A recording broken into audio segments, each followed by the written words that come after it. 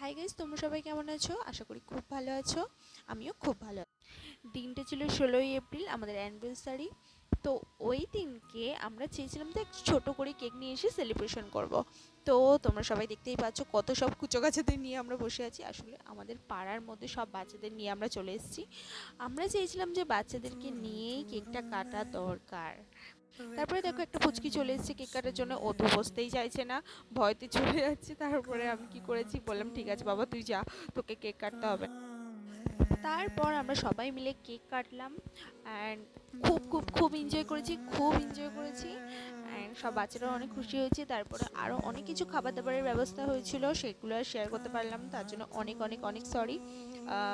ভাত, শুধু সাদা ভাত হয়েছিল, ডাল হয়েছিল মাছের মাথা দিয়ে, তারপরে মাছ হয়েছিল, মাংস হয়েছিল, চাটনি হয়েছিল, পাঁপড় হয়েছিল, আরও অনেক কিছু রান্না হয়েছিল গাইস। তো আমি আর ডিটেলসে কিছু বলতে পারছি না, তোমরা বুঝেই নাও যে কী কী হয়েছিল। আর এটা তো শর্ট ভিডিও, পুরোটা বলাও যায় না। সবাইকে টাটা।